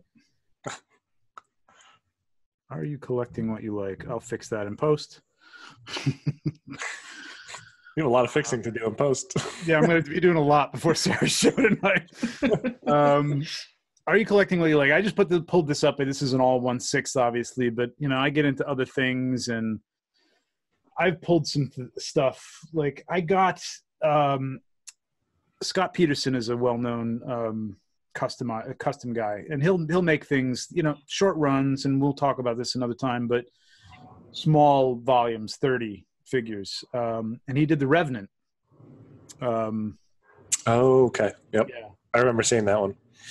And beautiful looking figure. I bought it on a whim because it just looked great. I liked the movie, but it wasn't like something like, oh my God, I can't wait to have a figure of this. And I bought it, and they're not cheap. And I just recently sold it because it was the first time I said, this doesn't fit my collection. This just doesn't have anything to do with what I like. So that's a big thing I'm kind of going through right now. Anybody else face that situation in terms of like getting stuff that you'd like, why did I get this? Daryl Dixon, Sabrina? I do that a lot, but yeah, Sabrina. Oh, go ahead, Tom. Good. I was going to say, like, I definitely, and I think that a lot of that has to do with the fact that all four of us here are photographers, or at least photographers, where, I buy a lot of stuff now just because I really want to take a picture of it. Yeah. Which is a terrible way to go about collecting, because I end up with a lot of figures. I'm like, why do I own this figure? And I'm like, oh, that's right. Right. I had this one idea where I thought taking a photo of this figure would be great, but it doesn't really fit with any of the collecting that I have. Right. Or do I really love this character? Which is one of the things I need to take a page out of Sabrina's book, because she keeps what she loves, and the ones that she wants to take pictures of, she takes pictures of it, and they move on so she can get another figure. Right. Yeah. So and you can have that picture, as we said, you have that picture done.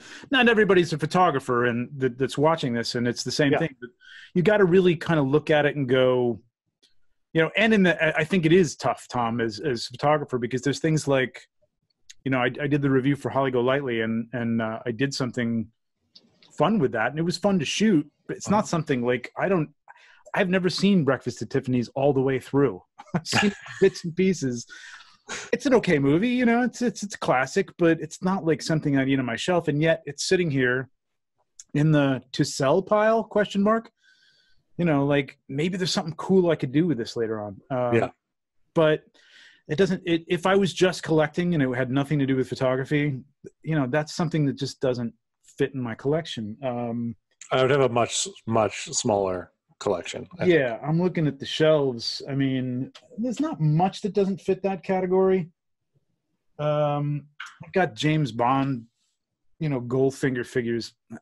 It was, not my favorite James Bond movie by any stretch, but I have them. I don't know why.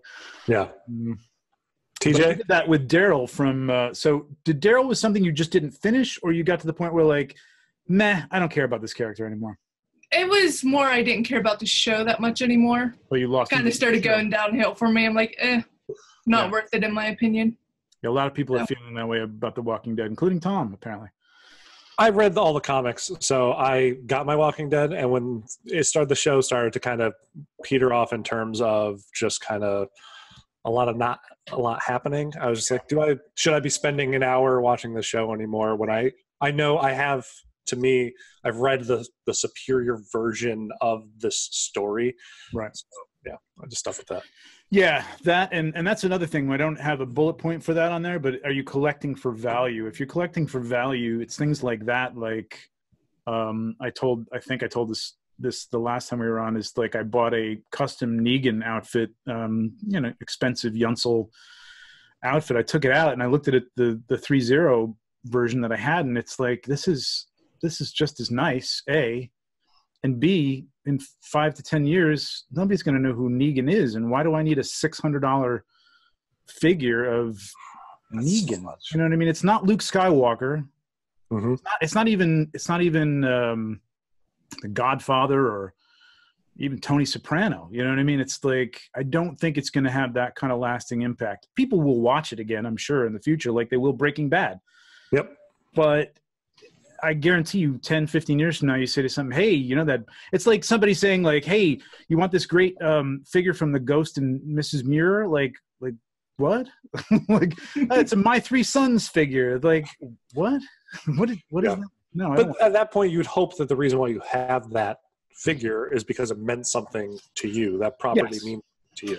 I guess. Yeah, well, this is the point of, are you collecting for value or are you collecting what you like? You know what I mean? For value, you got to look at things like, is Game of Thrones going to be as popular once the show's off the air? You know what I mean? You're going to have all these figures, and if it doesn't mean something to you, if it doesn't really have that feeling to you, well, maybe you should get rid of it now while we're I rarely ever buy something with the intent to resell it. The only time I ever do that is San Diego Comic-Con, because I need to somehow fund my trip to San Diego Comic-Con anyway. Right. But even then, I'm only buying the things there that, if this doesn't go up in value, would I mind having that in my own collection? Yeah. No, at all. I want to keep it myself. So, I've seen a lot of people that buy stuff to then instantly resell it, and I see a lot of story posts on Instagram or places across the web, and sometimes that stuff can bite you in the butt.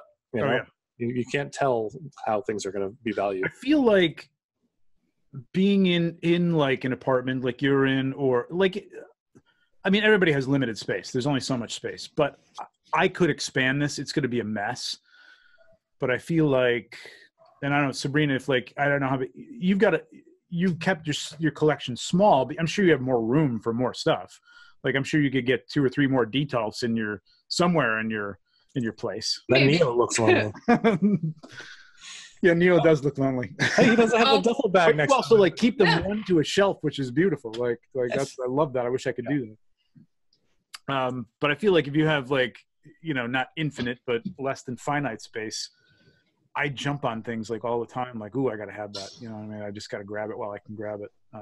Like the Doctor Strange, the Hot Toys Doctor Strange. I feel like I need to have it, even though it's not like. You should it's have. It's a great figure. He's beautiful. I know. Stop. And I'm still jonesing to see what yours ends up looking like, Sabrina, when it comes back. One of these days. Yeah, I was gonna say, any word on when you might be getting that guy back? No, okay. No. Sabrina's getting it haired and repainted. Yes. And repainted a little bit too. Incredible. Now, this is a big one, TJ, that you might have some insight into. Your significant other. These are the guys from, what is this, American Chopper? Yeah. This is a funny meme, but it's kind of true for a lot of people. I see people all the time, like, they have to put them in the basement. They have to hide them, whatever, the cost, whatever. But just space-wise, I mean, when you're living in an apartment or you're living in a place in, the boroughs of New York, like you are, TJ. It's like this stuff encroaches into your living space. You can't just keep it into, in a bedroom. If you're in a 1-bedroom apartment or something like that, it's gotta be out in the open. You know what I mean? And it's like, does your spouse, is she okay with that? Is your significant other okay with that? There's been discussions, but ultimately, tell. No, there's been discussions. That's why the conversation of, hey, maybe we should just buy a house come up.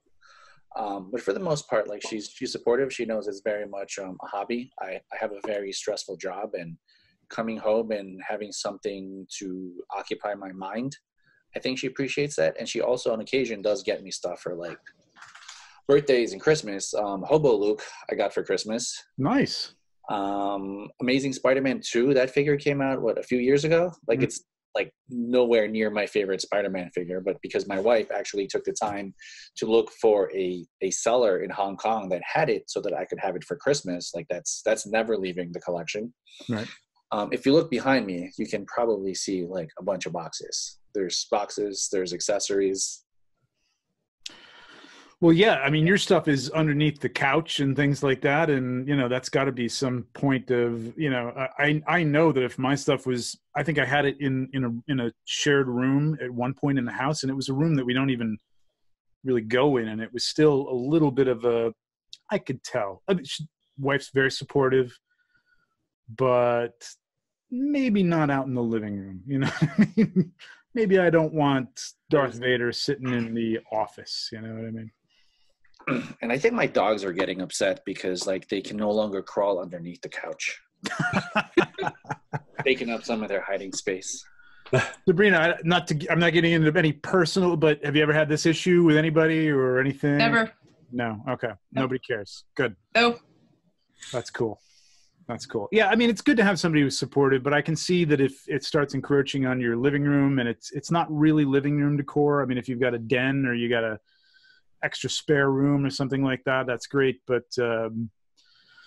you got to be mindful of the other people in your house, and not everybody enjoys seeing your Marvel Avengers collection.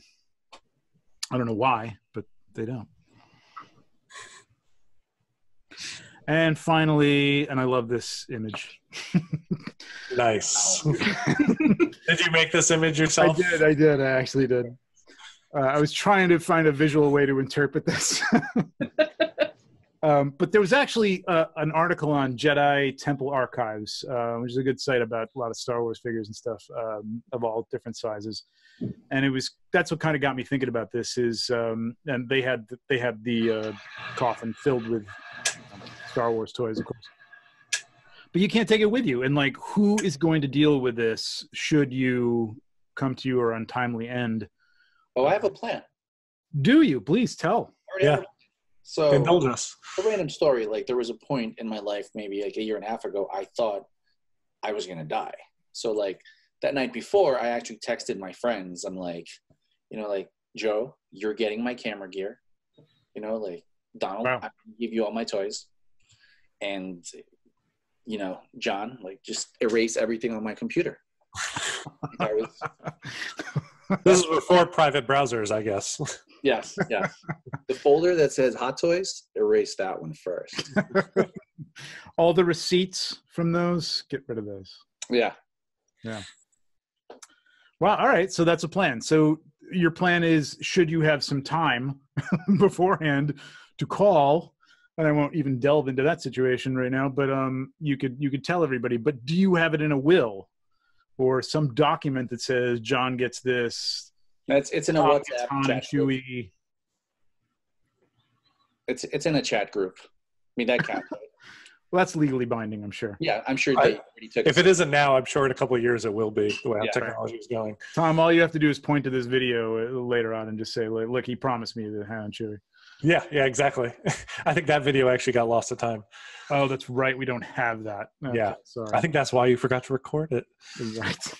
But it is an issue. Like, at what point? I mean, you guys are younger than me, not by much, but you're younger than me.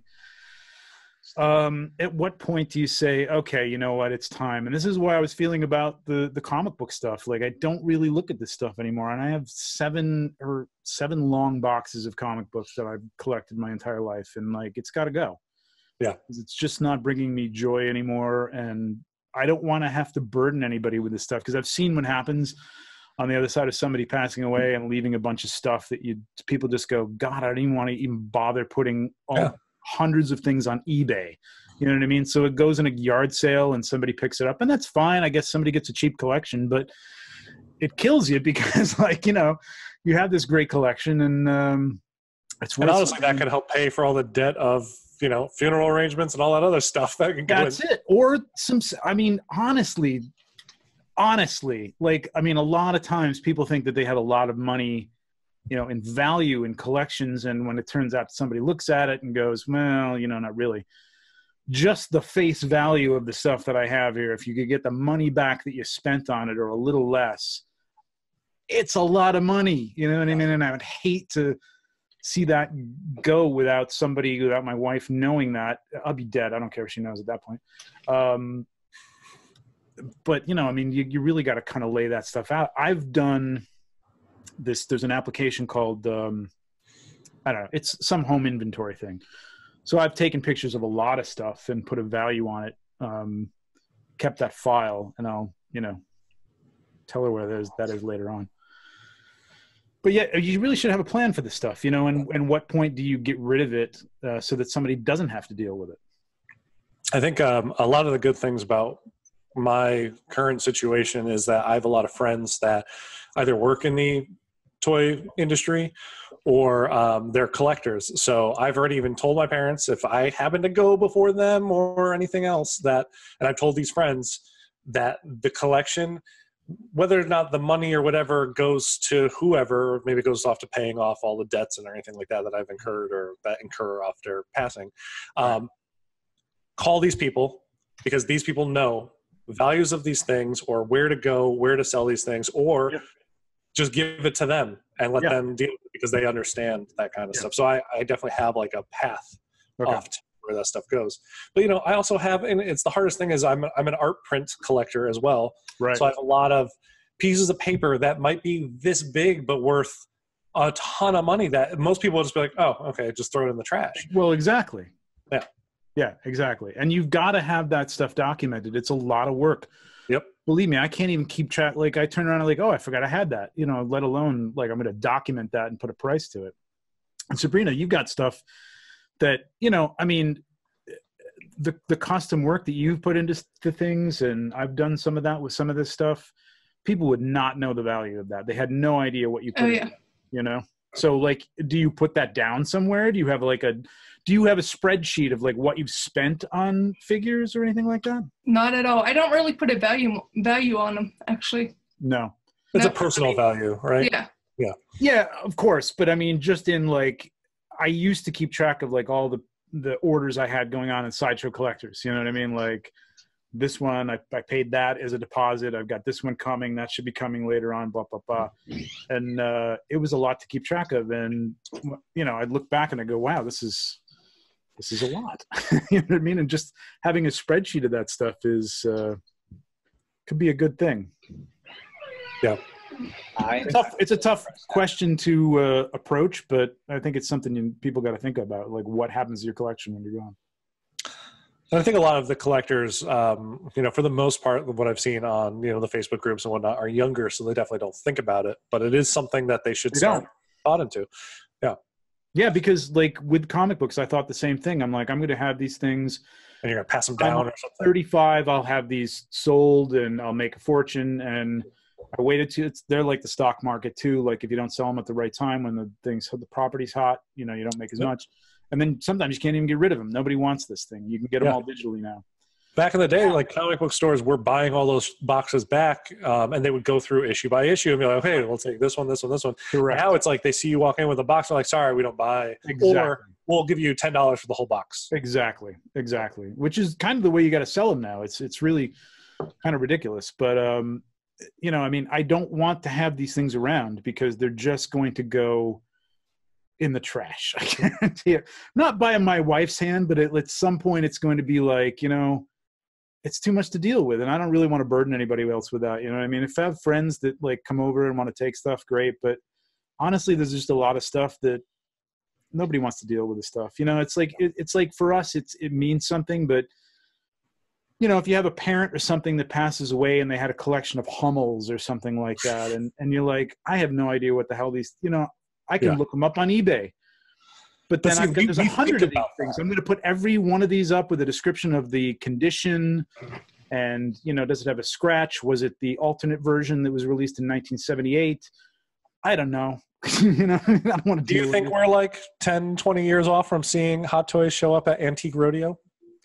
I'll tell you what, we're about 5 years away from Pops showing up at the garage sales. I saw a Pop the other day that was worth, I think Brian Rocks posted it, that was worth like $2,200, and I'm like, it's not a $10 Pop. I don't get it. People are insane. It's the Beanie Baby. It's I forget the name of the one that was out for a while, but it was like Willie the Whale or something. I don't know what the hell it was, but it was like, it'd be great if it was a whale. $2,000 Beanie Baby.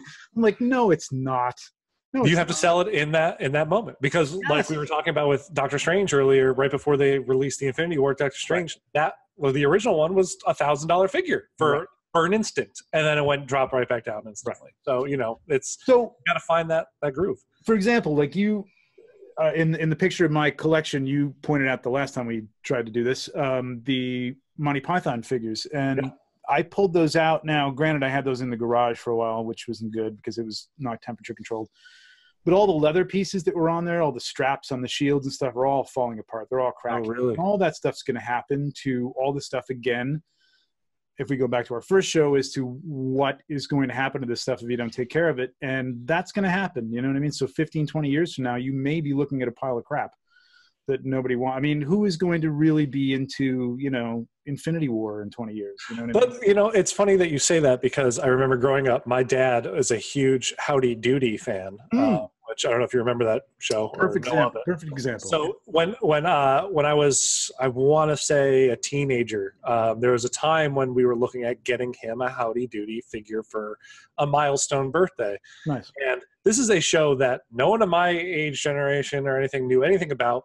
Yeah. But looking up how much that figure cost, it was astronomical, and none of them were in good condition. They were all falling apart, coffee spills on them, things like that, but they were still going for a mint. So you don't know if, granted, there's a lot more in production now. That's the of these figures that are coming out, so you don't know if it'll retain value. But it might get to a point where the degradation of some of these materials degrade to a certain point where if you have one that is like marginally better than the average, that could be worth a ton 10 years from now. Yeah, and that's the point. Yeah, and then you could extrapolate that out to, do you keep the boxes for every Black Series figure, or they're just, there's just thousands of these being made, unless there isn't thousands of them being made, and you've got something like Sabrina has, custom pieces that are unique. And you look back and you see now, even from the 20s and the 1800s, dolls that were, like little kids, baby dolls, things that were handmade, painted by a certain person. You don't know that Rain Man or somebody like that isn't going to be still like some person on Antiques Roadshow 2035 isn't going to be going, oh, this is a Rain Man, what you've got here, right here. This is where, you know what I mean? And this is worth $4,000 right now. You know what I mean? So, like, it's possible. It's possible. It is. And back to Sabrina, your collection, I mean, you're saying that you don't put like a monetary value on those things. It's a personal value, but I guarantee that, you put up one of your custom built like Sicario figures or something like that on eBay, because there is nothing else like it out there.